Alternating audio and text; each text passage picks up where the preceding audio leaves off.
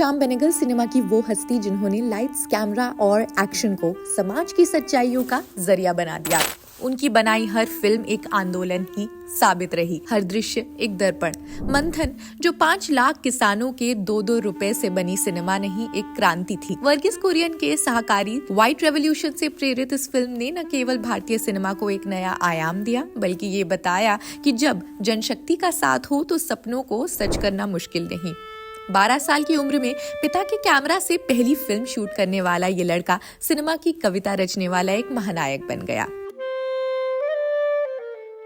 अंकुर से शुरू हुआ उनका सफर। भूमिका, मंडी और मंथन जैसे मील के पत्थरों समान फिल्म्स देने वाला शख्स। बेनेगल की कहानियां समाज के उन कोनों को भी छू लेती हैं जहां अंधेरे में भी उम्मीद की एक रोशनी नजर आ जाए। बता दे, फिल्म मेकर ने हाल ही में 14 दिसंबर को अपना 90th बर्थडे सेलिब्रेट किया था।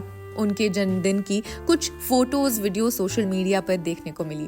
बेनेगल को भारत सरकार ने 1976 में पद्मश्री और 1991 में पद्म भूषण से सम्मानित किया था। उन्होंने अपने फिल्मी करियर की शुरुआत फिल्म अंकुर के निर्देशन से की, जिसमें अनंतनाग और शबाना आजमी मुख्य भूमिकाओं में नजर आए थे। उनकी तीसरी फिल्म निशांत 1975 इससे भी बड़ी उपलब्धि मानी जाती है, जिसने 1976 के कान फिल्म समारोह में पाम डियोर के लिए नॉमिनेशन अर्जित किया था।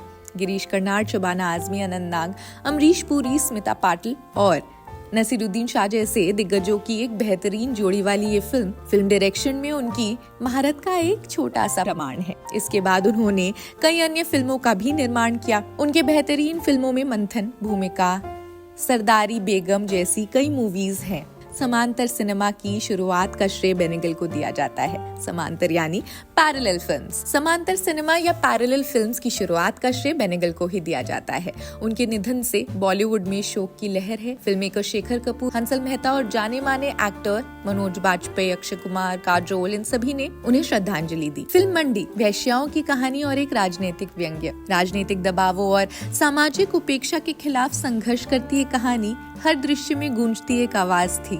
सत्यजीत रे के बाद अगर किसी ने सिनेमा को क्रांति का जरिया बनाया तो वो श्याम बेनेगल थे। उनकी फिल्में सिर्फ मनोरंजन नहीं थी, वे सामाजिक और राजनीतिक मुद्दों की गहराई में उतरती थी। जुनून की निषिद्ध प्रेम कहानी हो या सूरज का 7वां घोड़ा की अनूठी गाथा, हर कहानी समाज के ताने बाने को खोलती।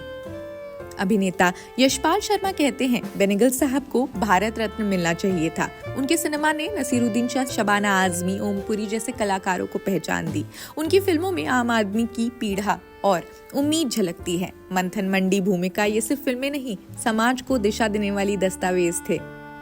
हर किरदार, हर सीन एक कविता, जिसमें आम आदमी की कहानियां थी। आज जब श्याम बेनेगल के जाने की खबर आई तो सिनेमा के आकाश में एक रोशनी गायब हो गई, लेकिन उनकी फिल्मों की रोशनी, उनकी कहानियों की गूंज और उनकी सच्चाई का आईना हमेशा जलता रहे।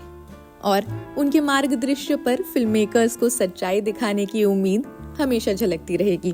वेल डन अब्बा बेनेगल साहब, अब अलविदा। The trouble is there's so much on offer today, and even cinemas. I haven't been to the cinemas in such a long time. Because so much is available on television now, from all over the world, from our own country and in different languages. And then, so you don't even think, you don't think like it at a time when there was television was new and so on. The different situation at that time. But today, you don't think about any of these things, But I'm always on the lookout for somebody who's doing something fascinating, interesting, and who's working in a place where it's difficult to make films, and comes with a film that is really exciting. Those are things. Also, those are the ones that excite one now.